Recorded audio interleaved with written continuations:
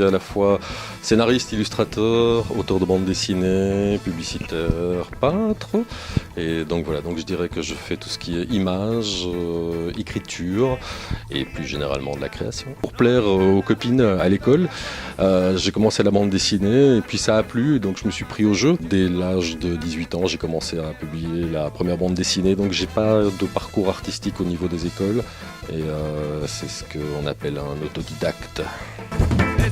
Il y a simplement 2 ans que j'ai recommencé la peinture traditionnelle. Le fil rouge, c'est les femmes, c'est alors beaucoup de portraits, mais aussi des femmes mises en situation. On passe de l'atelier à la galerie à partir du moment où, je dirais, d'abord il faut qu'il y ait un certain aboutissement au niveau du travail. À partir d'un certain moment, il faut partager ce que l'on fait.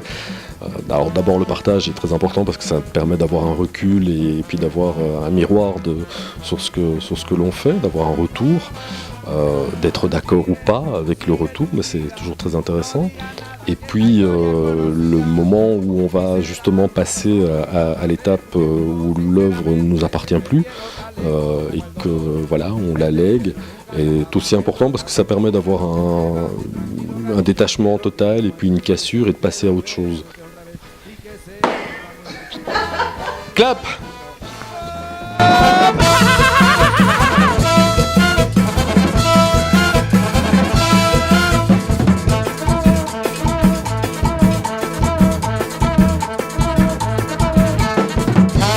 Je suis très intéressé par essayer d'aller au-delà de la simple représentation du portrait. C'est pour ça que je travaille en touche, c'est pour ça que je travaille en version extrêmement colorée et expressionniste, pour ne pas tomber dans simplement le portrait et essayer d'obtenir une vibration supplémentaire que simplement celle du portrait. Donc oui, le thème de toute façon c'est la féminité et la complexité féminine qui est infinie. Au niveau des couleurs, je suis passé à, je dirais, l'utilisation de couleurs primaires. Au départ, j'avais pas mal de pots de couleurs qui envahissaient mon espace.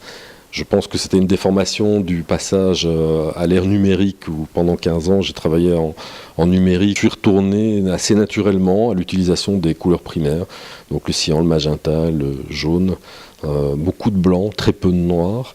Et donc voilà, logiquement avec les couleurs primaires on peut faire toutes les couleurs. Ça me permet en fait de me concentrer sur la touche, sur le dessin, sur la peinture en elle-même et pas se perdre. Ce que j'utilise très très fort c'est la contradiction entre couleurs froides et couleurs chaudes.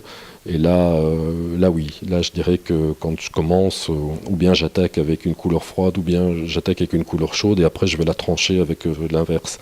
Mais toujours dans l'optique de d'abord se concentrer sur la lumière. C'est d'ailleurs pour ça que je travaille sur des toiles qui ne sont pas préparées, qui sont des toiles neutres, des toiles de lin grises, ce qui permet, en travaillant sur une toile de lin gris, d'apporter et à la fois l'ombre et la lumière, puisqu'on est avec une couleur neutre à la base, tandis que lorsqu'on travaille sur du blanc, on peut amener évidemment que d'abord de l'ombre pour après ramener de la lumière.